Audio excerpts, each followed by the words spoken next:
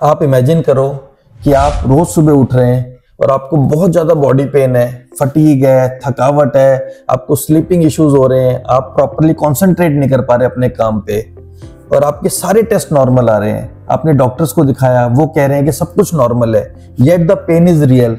आप पेन से जूझ रहे हो। ऐसा डेली होता है उन लोगों के साथ जिनको फाइब्रोमाइल्जिया की प्रॉब्लम है। फाइब्रोमाइल्जिया एक बीमारी है जो मिसअंडरस्टूड है, मिसडायग्नोज्ड है और मिसट्रीटेड है। चलो आज इसके बारे में बात करते हैं। तो फाइब्रोमाइल्जिया क्या है? फाइब्रोमाइल्जिया एक क्रॉनिक पेन कंडीशन है जिसमें पूरी बॉडी में पेन होता रहता है, साथ में फटीग होती है, थकावट होती है, स्लीप इश्यूज होते हैं, मेंटल फॉग हो जाता है, पेशेंट प्रॉपरली कॉन्सेंट्रेट नहीं कर पाता। ये आर्थराइटिस या किसी भी नर्व डैमेज की तरह नहीं है, इसमें कोई टिश्यू डैमेज नहीं होता, लेकिन yet the pain is real. इसमें कोई इंजरी नहीं होती, ये पेन प्रोसेसिंग की प्रॉब्लम है। अगर हम सिम्टम्स की बात करें तो इसमें वाइड स्प्रेड बॉडी पेन होता है, फटीग होती है, थकावट होती है, स्लीपिंग इश्यूज होते हैं। इवन प्रॉपर स्लीप आने के बाद भी पूरे दिन आपको फटीग महसूस होता है, मेंटल फॉग हो जाता है, आप प्रॉपरली कंसंट्रेट नहीं कर पाते, आपको मूड चेंजेस आ जाते हैं, आपको एंजाइटी होती है, डिप्रेशन के सिम्टम्स आने लग जाते हैं, हाथ पैर में टिंगलिंग, झुंझुनाहट, सुनपन आना स्टार्ट हो जाता है, आपकी बाउल और ब्लैडर इरिटेबल हो जाता है। नॉर्मली इसका वैक्सिंग वीनिंग कोर्स होता है और ये किसी भी स्ट्रेस से या फिजिकल एक्सर्शन से एग्रेवेट हो जाता है। इसमें ब्रेन पेन सिग्नल्स के लिए ओवर सेंसिटिव हो जाता है। कई बार ये जेनेटिक कॉज भी होते हैं जिसमें फैमिलीज में रन करता है। इसके अलावा कोई इमोशनल स्ट्रेस के बाद स्टार्ट हो जाता है, कोई इलनेस के बाद स्टार्ट हो जाता है, कोई फिजिकल ट्रॉमा के बाद स्टार्ट हो जाता है।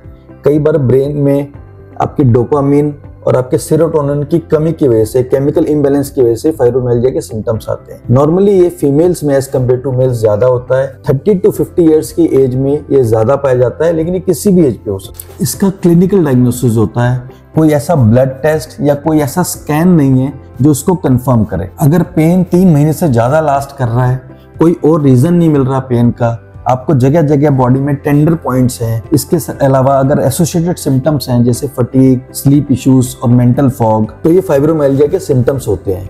इसमें आपको थायराइड डिजीज, कोई आर्थराइटिस रूल आउट करना जरूरी होता है। फैक्ट ये है कि बहुत सालों तक कई बार इसका डायग्नोसिस ही नहीं बन पाता। अगर हम इसकी ट्रीटमेंट या प्रिवेंशन की बात करें तो सबसे पहले आती है मेडिकेशंस।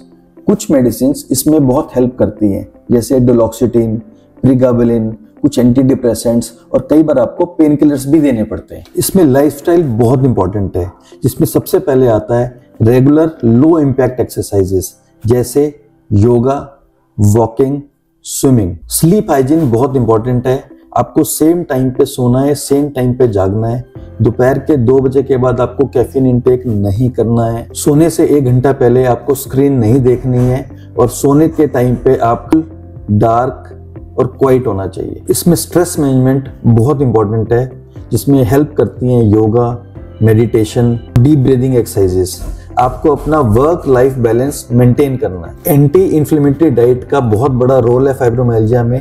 आपको प्रोसेस्ड फूड अवॉइड करना है, शुगर्स अवॉइड करनी है और आपको होल फूड्स प्रमोट करने हैं। इसके अलावा आपको अपना हाइड्रेशन का ध्यान रखना है। इसके अलावा विटामिन डी, B12 और मैग्नीशियम के सप्लीमेंट्स भी इसमें बड़ी हेल्प करते हैं। So fibromyalgia is real, it's manageable, it's a long journey, it's not a dead and.